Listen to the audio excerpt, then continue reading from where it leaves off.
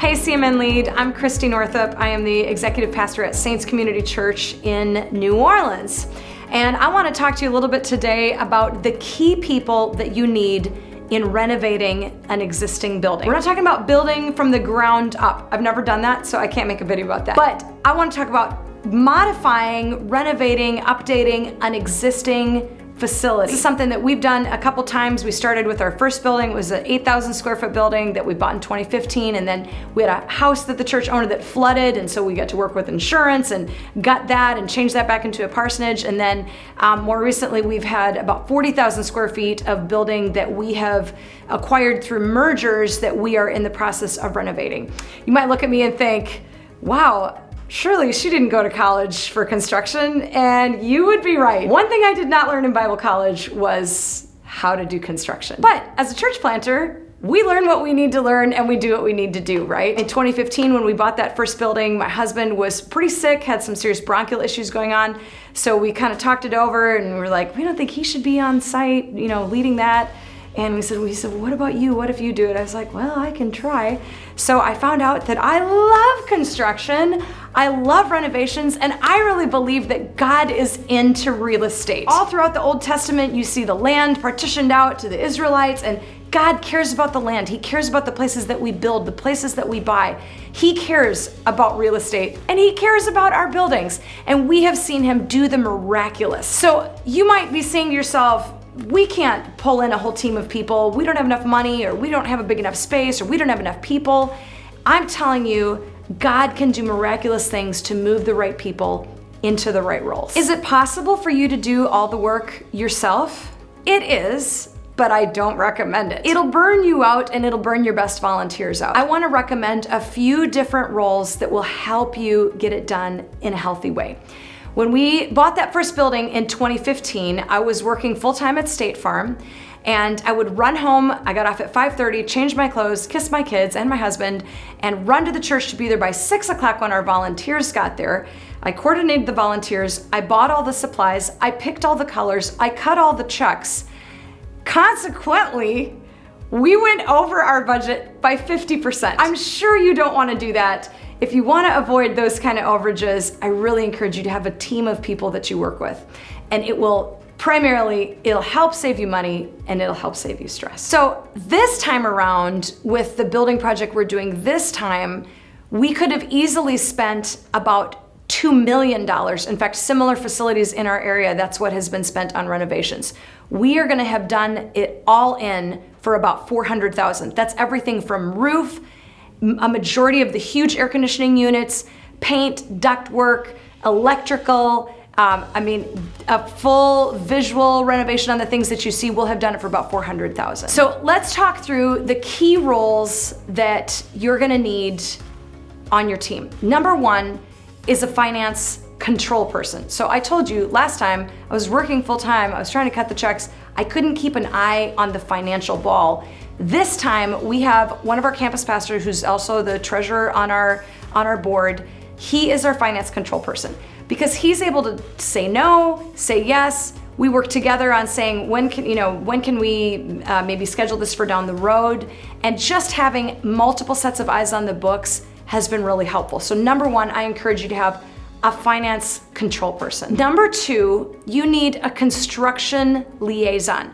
So that's me. My job is to go back and forth to work with the contractors, get the estimates, work with the professionals, coordinate the volunteers. I actually do have a volunteer coordinator. I didn't put that as a complete separate person because it kind of depends on your size. But if you're able to have a volunteer coordinator that's someone who's knowledgeable in construction and you're using volunteers, that's great to have a separate person. At minimum, you need a construction liaison that's kind of the eyes on the ground. Now, let me just say, it's really important for this construction liaison person to actually be on site every day. And here's why. Because in construction, mistakes happen. Things get ordered that are the wrong size, or they don't remember that this door is supposed to go there. And let me just give you a quick example. So recently, when we were redoing the carpet, we had ordered about $1,000 worth of glue. Well, the guy that was installing the carpet was different than the people that we bought it from. And I walked in there and he said, we're gonna be through this glue in about a third. We're gonna need about 3 times as much glue. And I said, I know that was enough glue. And we were able to figure out that they were putting it on too thick. And that would have been like a $3,000 mistake that we were able to avoid because I was on site and I check up on the progress throughout the day. So that second role is construction liaison. That should be someone on the team. If you're in a smaller setting, that may actually be the pastor, or that may be a staff member or an administrator, but someone who has some construction knowledge that is actually on site, and they're the go-between with your construction people. Number 3, now we start into the roles that are outside of your church staff. You need a general contractor. The way that a contractor helps you is especially by figuring out the sequence, lining up the subs, they handle the problems, and I have a whole separate video that's on the pros and cons of using either a contractor or volunteers. We've usually used both, so check out that video and we'll talk more about that. But you are gonna need a general contractor if you're doing anything that revolves removing walls, plumbing, anything that has to be permitted. You're probably gonna need a general contractor. Number 4, you need a designer. This doesn't have to be a professional, but I recommend pulling in someone who does it professionally to pick the paint colors, pick the carpet, pick the chairs, pick the palette. If you've ever watched HGTV, you watch the designers pick the tile, the fabric, the paint color. Otherwise, what ends up happening, I can usually tell when I walk in a church facility if it was done DIY, because you pick a color for a room and then you do the next room and you pick a different color. But then you have to pick carpet, but now you can't make it work because maybe the color on the walls is too dark and you have to repaint and you're spending more money and it all feels a little hodgepodge. A designer will help you pull the entire palette together, work from a few colors, have things they recommend, and help you pull the entire design together. You may feel like you're able to do it or your spouse is able to do it, and maybe to a great extent you are, but I really recommend not trying to do all of that and make all those decisions yourself, because it's literally thousands of decisions that are happening in real time as you're doing construction. So you need a designer. Last, and really the last shall be first, right? You need, if you are moving any walls, like I said, you're doing any plumbing, electrical, anything that needs permits, you're gonna need an architect or an engineer. It doesn't have to be an architect, it can be a civil engineer, but you're gonna need plans. And that actually has to happen before you do the general contractor, because the general contractor goes off of the plans that are created by the engineer or the architect. That's just, if you can manage to do it just by doing things that don't have to be permitted, by like non-permanent walls or not tearing things down, you might be able to get by without it. But you for sure are gonna need these 4 roles. You're gonna need a finance control person, you're gonna need a construction liaison, possibly a volunteer coordinator, you're gonna need a general contractor, you're gonna need a designer, and you're gonna need an architect. So you may be listening to this right now and you feel totally overwhelmed. You're like, we do not have the budget to get an architect and a general contractor and a designer. We're just gonna do it ourselves.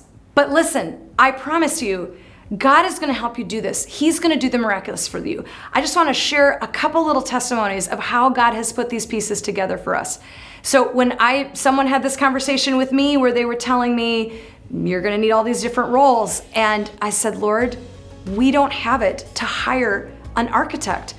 Could you please bring us someone that could do our plans for free? It just felt like an outrageous, crazy prayer. I prayed that on a Friday. The following Monday, 3 days later, a friend of mine called me who's a civil engineer. His in-laws pastor a Spanish-speaking congregation that needed a place to meet. It doesn't cost us anything to have them in our space, and he's gonna do all of our plans for free. So that was the first piece that was totally miraculous. Then I was like, Lord, okay, well, I really need a general contractor. Through a divine conversation, we found out that there was a contractor who works through a recovery and discipleship program with guys who are totally skilled labor, licensed in AC, electrical, plumbing. He's got a master plumber, all of the pieces that we needed. but they're in recovery and they're getting their lives back on track. And so we were able to use them. They gave us amazing prices, helped us get vendors that gave us discounts, and that piece has been much less expensive than it would have been with a conventional contractor. Then the last piece, I was like, okay, Lord, I really need a designer. You've done this, you've brought us an architect, you've brought us a contractor, I need help. And I went to a CMN event and I was hanging out with some planters and they're showing me pictures of their renovation that they did on their building. And I'm like drooling. And come to find out, they had been on staff a few different places where they had headed up the renovations, and they just have an incredible eye for design. So we paid them a very small amount of money. They only lived a few hours from us. They drove over, we put them up in a hotel, gave them a few nice meals, and had an encouraging, awesome time, and they helped us pull the whole palette together. They picked the carpet, they picked the paint colors, they picked some of the accessories and the chairs and the things like that, and pulled the whole thing together so that it didn't look hodgepodge like it would have if I had picked it all out myself. So I just wanna say, have faith, God is with you, He's gonna bring the right pieces all together. Don't try to do it all yourself, but trust God, and your renovation is gonna be awesome.